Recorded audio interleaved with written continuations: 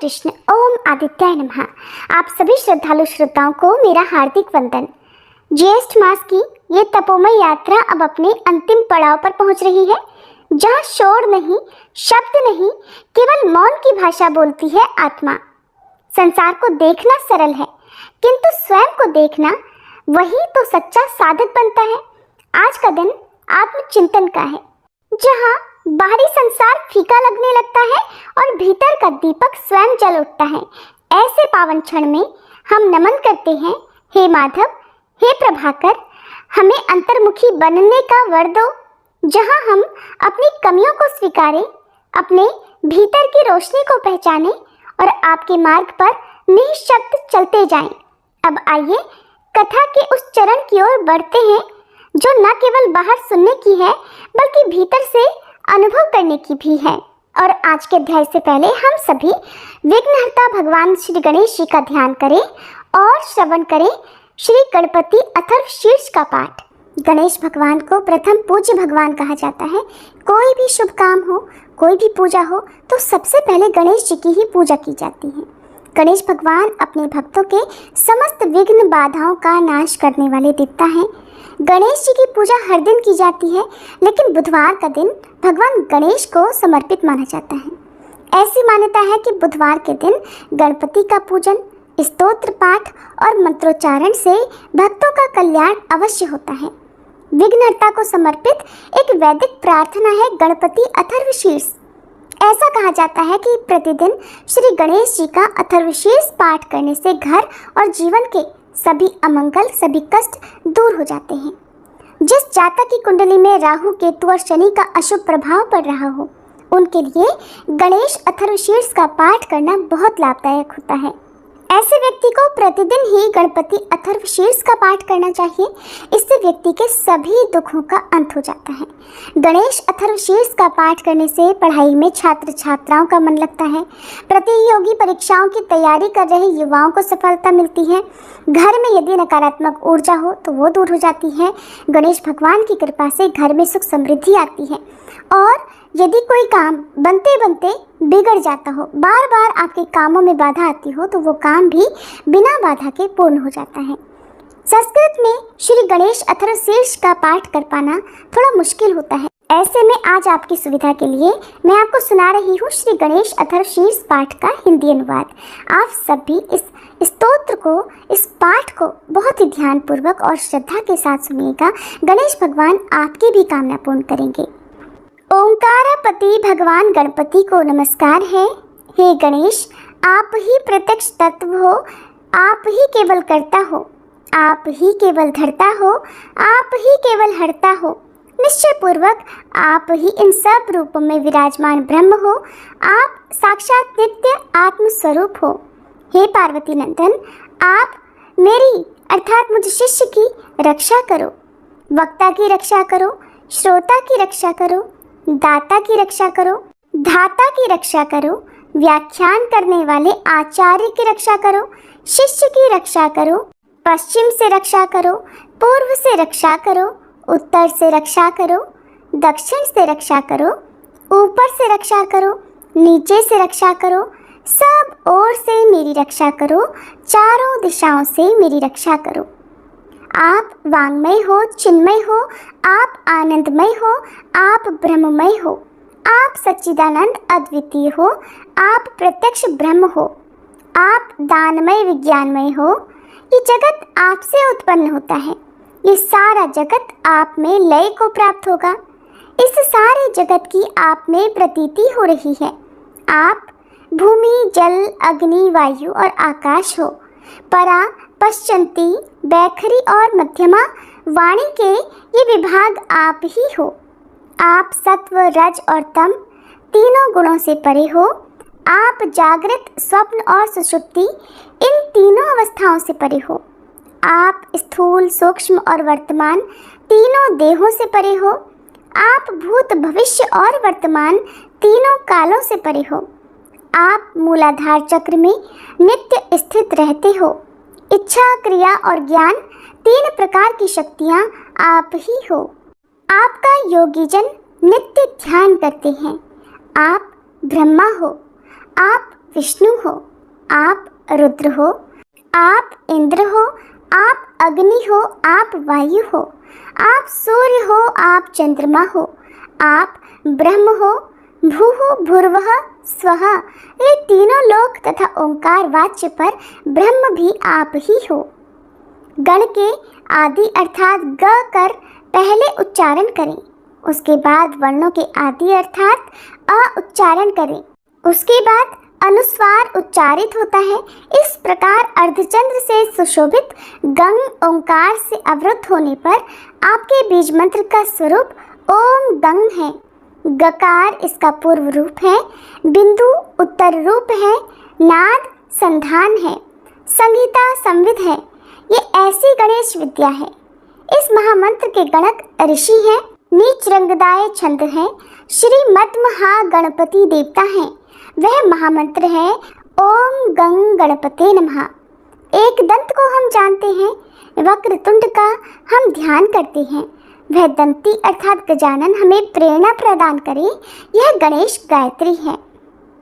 एक दंत चतुर्भुज, चारों हाथों में पाश, अंकुश, अभय और वरदान की मुद्रा धारण किए तथा मूषक चिन्ह की ध्वजा लिए हुए, रक्तवर्ण लंबोदर वाले सूप जैसे बड़े बड़े कानों वाले, रक्त वस्त्रधारी, शरीर पर रक्त चंदन का लेप किए हुए, रक्त पुष्पों से भली भांति पूजित, भक्तों पर अनुकंपा करने वाले देवता, जगत के कारण अच्युत, सृष्टि के आदि में आविर्भूत प्रकृति और पुरुष से परे श्री गणेश जी का जो नित्य ध्यान करता है, वह योगी सब योगियों में श्रेष्ठ है। व्रात अर्थात देव समूह के नायक को नमस्कार है, गणपति को नमस्कार है। प्रथम पति अर्थात शिवजी के गणों के अधिनायक के लिए नमस्कार, लंबोदर को, एकदंत को, शिवजी के पुत्र को तथा श्री वरद मूर्ति को नमस्कार है, नमस्कार है। ये अथर्वशीर्ष अथर्ववेद का उपनिषद है। इसका जो पाठ करता है ब्रह्म को प्राप्त करने का वह अधिकारी हो जाता है। सब प्रकार के विघ्न उसके लिए बाधक नहीं होते, वह सब और सुख पाता है। वह पांचों प्रकार के महान पातकों तथा उपपातकों से मुक्त हो जाता है। सायंकाल पाठ करने वाला दिन के पापों का नाश करता है, प्रातःकाल पाठ करने वाला रात्रि के पापों का नाश करता है। जो प्रातः सायं दोनों समय इस पाठ का प्रयोग करता है वह निष्पाप हो जाता है।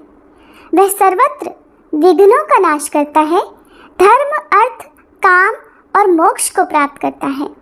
इस अथर्वशीर्ष को जो शिष्य न हो उसे कभी नहीं देना चाहिए। जो मोह के कारण दे देता है वह पातकी हो जाता है। 1000 बार पाठ करने से जिन जिन कामों कामनाओं का उच्चारण करता है उनकी सिद्धि इसके द्वारा ही मनुष्य कर सकता है। इसके द्वारा जो गणपति को स्नान कराता है वह वक्ता बन जाता है। जो चतुर्थी तिथि को उपवास करके इस स्तोत्र को जपता है वह विद्यावान हो जाता है। यह अथर्व वाक्य है।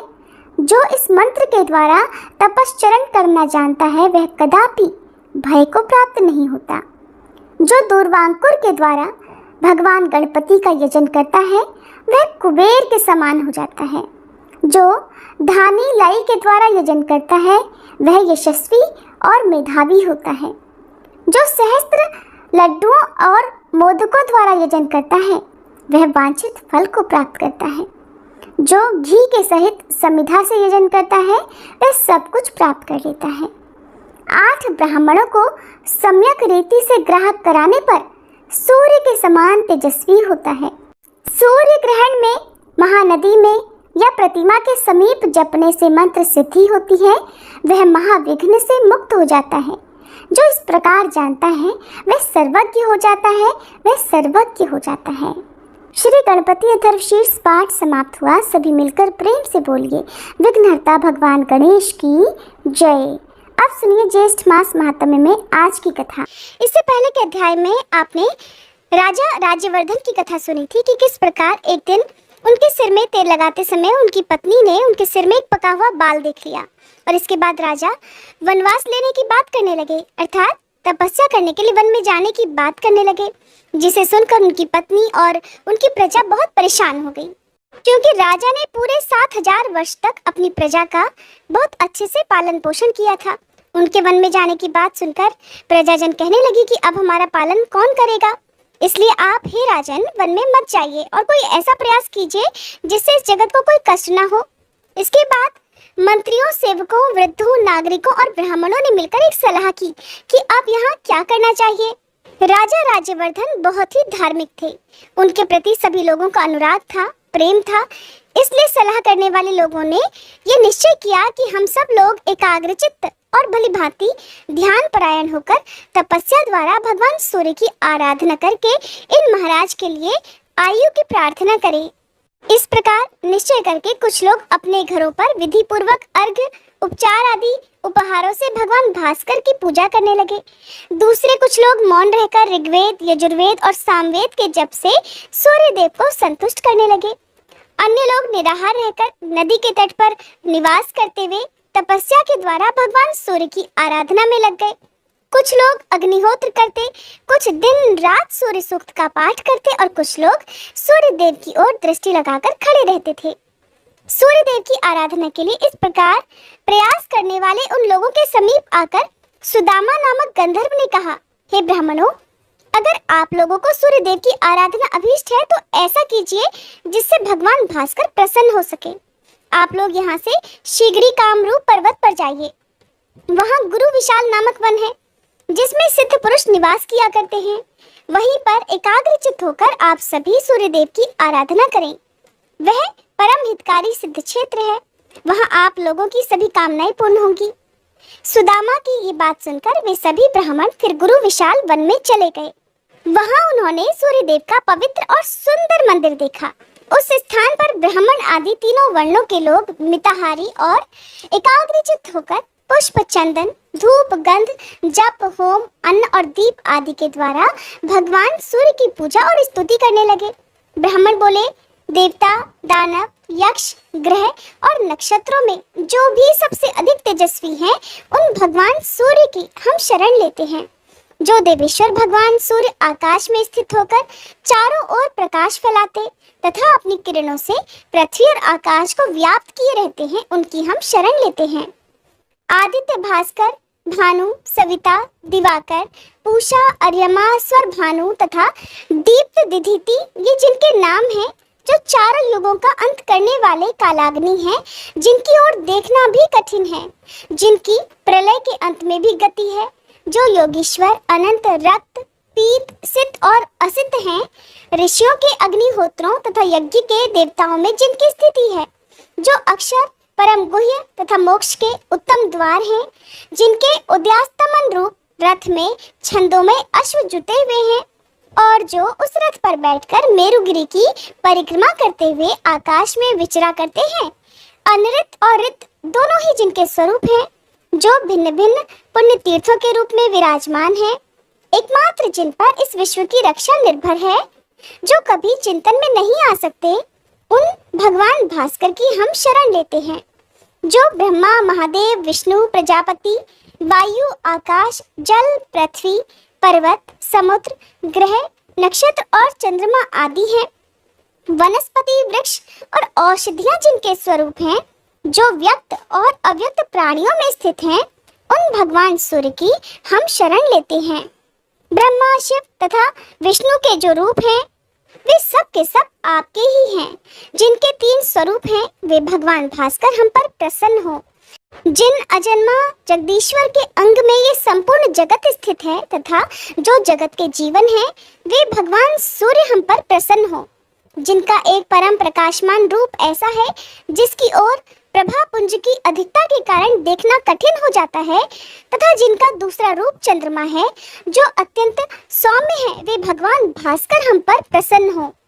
इस प्रकार भक्ति पूर्वक स्तुति और पूजन करने वाले उन ब्राह्मणों पर 3 महीने में भगवान सूर्य प्रसन्न हुए और अपने मंडल से निकलकर उसी के समान कांति धारण किए वे नीचे उतरे और दुर्दर्श होते हुए भी उन सब के सामने प्रकट हो गए। तब उन लोगों ने अजन्मा सूर्यदेव के स्पष्ट रूप का दर्शन करके उन्हें भक्ति से विनीत होकर प्रणाम किया। उस समय उनके शरीर में रोमांच और कंपन हो रहा था। वे कहने लगे, सहस्त्र किरणों वाले हे सूर्यदेव, आपको बारंबार नमस्कार है। आप सबके हेतु तथा संपूर्ण जगत के विजय केतु हैं। आप ही सबके रक्षक, सबके पूज्य, संपूर्ण यज्ञों के आधार तथा योग वेत्ताओं के ध्येय हैं। आप हम पर प्रसन्न हो। सुमंत मुनि कहते हैं, राजन, तब भगवान सूर्य ने प्रसन्न होकर सब लोगों से कहा, हे ब्राह्मणों, आपको जिस वस्तु की इच्छा हो वह मुझसे मांग लीजिए। ये सुनकर ब्राह्मण आदि वर्णों के लोगों ने उन्हें प्रणाम करके कहा, अंधकार का नाश करने वाले हे भगवान सूर्यदेव, अगर आप हमारी भक्ति से प्रसन्न हैं तो हमारे राजा राज्यवर्धन निरोग, शत्रु विजयी, सुंदर केशों से युक्त तथा स्थिर यौवन वाले होकर 10,000 वर्षों तक जीवित रहे। तब तथास्तु कहकर भगवान सूर्य अंतर्ध्यान हो गए। वे सब लोग भी मनोवांछित वरदान पाकर बड़ी प्रसन्नता के साथ महाराज राज्यवर्धन के पास वापस लौट आए। वहां उन्होंने सूर्य देव से वर पाने आदि की सारी बातें विस्तार पूर्वक कह सुनाई। यह सुनकर रानी मानिनी को बड़ी प्रसन्नता हुई, लेकिन राजा बहुत देर तक चिंता में पड़ गए। वे उन लोगों से कुछ भी नहीं बोले। मानिनी का हृदय प्रसन्नता से भरा हुआ था। वो बोली, महाराज, बड़े भाग्य से आपकी आयु बढ़ी है, आपका अभ्युदय हो। राजन, इतने बड़े अभ्युदय के समय आपको प्रसन्नता क्यों नहीं हो रही? 10,000 वर्षों तक आप निरोग रहेंगे, आपकी जवानी स्थिर रहेगी, फिर भी आपको खुशी क्यों नहीं होती? रानी की बात सुनकर राजा बोले, कल्याणी, मेरा अभ्युदय कैसे हुआ? तुम मेरा अभिनंदन क्यों करती हो?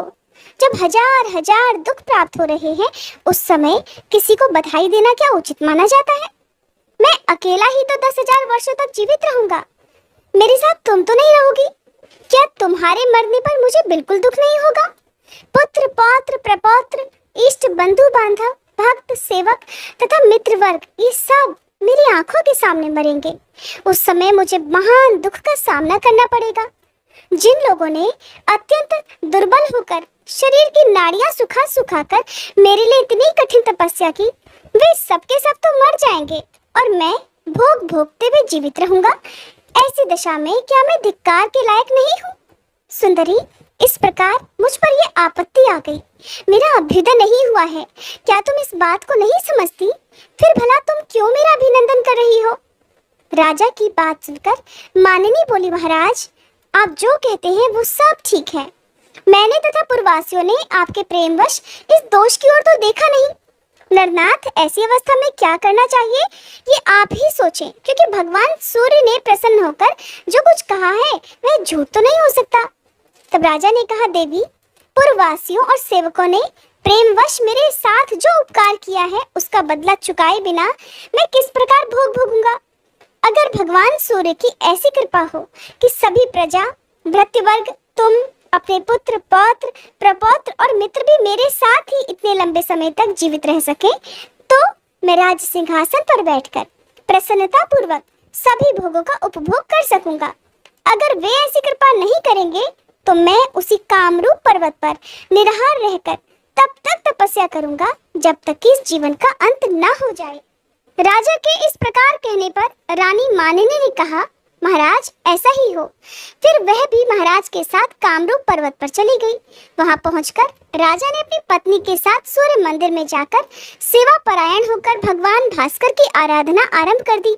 दोनों दंपत्ति उपवास करते करते दुर्बल हो गए। सर्दी, गर्मी और वायु का कष्ट सहते हुए दोनों ने घोर तपस्या की। सूर्य देव की पूजा और कठिन तपस्या करते करते जब 1 वर्ष से अधिक समय बीत गया, तब कहीं भगवान भास्कर प्रसन्न हुए। उन्होंने राजा को समस्त सेवकों, पूर्ववासियों और पुत्रों आदि के लिए इच्छानुसार वरदान दे दिया। वरदान पाकर राजा अपने नगर को लौट आए और धर्मपूर्वक प्रजा का पालन करते हुए बड़ी प्रसन्नता के साथ राज्य करने लगे। धर्म के राजा ने बहुत से फिर यज्ञ करवाए और दिन रात खुले हाथों से दान किया। वे अपने पुत्र, पौत्र और भृत्य आदि के साथ यौवन को स्थिर रखते हुए 10,000 वर्षों तक जीवित रहे। उनका यह चरित्र देखकर भृगुवंशी प्रमति ने विस्मित होकर यह गाथा गाई कि अहो, भगवान सूर्य के भजन की कैसी शक्ति है, जिससे राजा राज्यवर्धन अपने तथा स्वजनों के लिए आयुवर्धन बन गए। जो मनुष्य ब्राह्मणों के मुख से भगवान सूर्य के इस उत्तम महात्म्य का श्रवण तथा पाठ करता है, वह 7 रात के किए हुए सभी पापों से मुक्त हो जाता है। मुनि कहने लगे, राजन, सूर्यदेव के जिस मंदिर में इस समूचे महात्म्य का पाठ किया जाता है, वहाँ भगवान सूर्य अपना सानिध्य कभी नहीं छोड़ते। इसलिए अगर तुम्हें महान पुण्य की प्राप्ति अभीष्ट हो तो सूर्यदेव के उस उत्तम महात्म्य को मन ही मन धारण और जप करते रहना। जो सोने के सींग और अत्यंत सुंदर शरीर वाली दूध देने वाली गाय का दान करता है और जो अपने मन को संयम में रखकर 3 दिनों तक इस महात्म्य को सुनता है, उन दोनों को समान ही पुण्य फल की प्राप्ति होती है। ऐसा कहकर सुमंतु मुनि वहां से चले गए। अगली कथा मार्कंडेय मुनि सुनाएंगे, जिसका वृतांत भक्तजनों आप सभी अगले अध्याय में सुनिए। श्री रवि हरत हो घोरतम अगणित किरण पसारी, वंदन करूं तब चरणन में अर्घ देऊं जलधारी। सकल सृष्टि के स्वामी हो सचराचर के नाथ, निस्दिन होत तुमसे ही होवत संध्या प्रभात। जय भगवान सूरतमहारी, जय खगेश दिन कर शुभकारी। तुम हो सृष्टि के नेत्र स्वरूपा, त्रिगुणधारी त्रैवेद स्वरूपा। तुम ही करता पालक संहारक, भुवन चतुर्दश के संचालक। सुंदर बदन चतुर्भुजधारी, रश्मि रथी तुम गगन विहारी। चक्र शंख अरु श्वेत कमल धर, वर मुद्रा सोहत चोटी कर। शीश मुकुट कुंडल गलमाला, चारु तिलक तब भाल विशाला। सप्त अश्वरथ अति द्रुतगामी, अरुण साति गति अविरामी। रक्त वरुण आभूषण धारक, अति प्रिय तोहे लाल पदारथ। सर्वात्मा कहे तुम्हें ऋग्वेदा, मित्र कहे तुमको सब वेदा। पंच देवों में पूजे जाते, मनोवांछित फल साधक पाते। द्वादश नाम जाप उद्धारक, रोग शोक अरु कष्ट निवारक। माँ कुंती तब ध्यान लगायो, दानवीर सूत कर्ण सो पायो। राजा युधिष्ठिर तब जस गायो, अक्षय पात्र वो वन में पायो। शस्त्र त्याग अर्जुन अकुरायो, बन आदित्य हृदय से पायो। विंध्याचल तब मार्ग में आयो, हाहाकार तिमिर से छायो। मुनि अगस्त गिरि गर्व मिटायो, निज तप बल से विंध्य नवायो। मुनि अगस्त तब महिमा गाई, सुमिर भये विजयी रघुराई। तो हे विरोग मधुर फल जाना, मुख में ली नहीं तो हे हनुमाना। तब नंदन शनि देव कहावे, पवन के सूत शनि तीर मिटावे। यज्ञ व्रत स्तुति तुम्हारी कीन्ही, भेंट शुक्ल यजुर्वेद की दीन्ही। सूर्यमुखी खरितर तब रूपा, कृष्ण सुदर्शन भानु स्वरूपा। नमन तो हे ओंकार स्वरूपा, नमन आत्मा अरु काल स्वरूपा। दिग दिगंत तब तेज प्रकाशे, उज्ज्वल रूप तुम्ही आकाशे। दश दिगपाल करत तब सुमिरन, अंजलि नित्य करत हैं अर्पण। त्रिविध ताप हरता तुम भगवन, ज्ञान ज्योति करता तुम भगवन। सफल बनावे तब आराधन, गायत्री जप सरल है साधन। संध्या त्रिकाल करत जो कोई, पावे कृपा सदा तब होही। चित शांति सूर्यास्तक देव, व्याधि अपाधि सब हर लेवे। अष्टदल कमल यंत्र शुभकारी, पूजा उपासना तब सुखकारी। माघ मास शुद्ध सप्तमी पावन, आरंभ हो तब शुभ व्रत पालन। भानु सप्तमी मंगलकारी, भक्ति दायनी दोषणहारी। रविवासर जो तुमको ध्यावे, पुत्रादिक सुख वैभव पावे। पाप रूपी पर्वत के विनाशी, ब्रज रूप तुम हो अविनाशी। राहु आन तब ग्रास बनावे, ग्रहण सूरता को लग जावे। धर्म दान तब करते हैं साधक, मिटत राहु तब पीड़ा बाधक। सूर्य देव तब कृपा कीजे, दीर्घ आयु बल बुद्धि दीजे। सूर्य उपासना कर नित ध्यावे, कुष्ठ रोग से मुक्ति पावे। दक्षिण दिशा तोरी गति जावे, दक्षिणायन वो ही कहलावे। उत्तर मार्गी तोरु रथ होवे, उत्तरायण तब वो कहलावे। मन और वचन कर्म हो पावन, संयम करता भलित आराधन। भरत दास चिंतन करत धर दिन कर तब ध्यान, रखियो कृपा इस भक्त पे तुम्हारी सूर्य भगवान। ओम जय सूर्य भगवान, जय हो दिनकर भगवान। जगत के नेत्र स्वरूपा, तुम हो त्रिगुण स्वरूपा। धरत सब ही तब ध्यान, ओम जय सूर्य भगवान। सारथी अरुण है प्रभु, तुम श्वेत कमल धारी। तुम चार भुजाधारी, अश्व है सात तुम्हारे। कोटि किरण पसारे, तुम हो देव महान। ओम जय सूर्य भगवान। उषा काल में जब तुम उदयाचल आते, सब तब दर्शन पाते। फैलाते उजियारा, जागता तब जग सारा। करे सब तब गुणगान, ओम जय सूर्य भगवान। संध्या में भुवनेश्वर अस्ताचल जाते, गोधन तब घर आते। गोधूली बेला में हर घर हर आंगन में, हो तब महिमा गान। ओम जय सूर्य भगवान। देव दनुज नर नारी, ऋषि मुनिवर भजते। आदित्य हृदय जपते, स्तोत्र ये मंगलकारी। इसकी है रचना न्यारी, दे नव जीवन दान। ओम जय सूर्य भगवान। तुम हो त्रिकाल रचयिता, तुम जग के आधार। महिमा तब अपरंपार, प्राणों का सिंचन करके। भक्तों को अपने देते, बल बुद्धि और ज्ञान।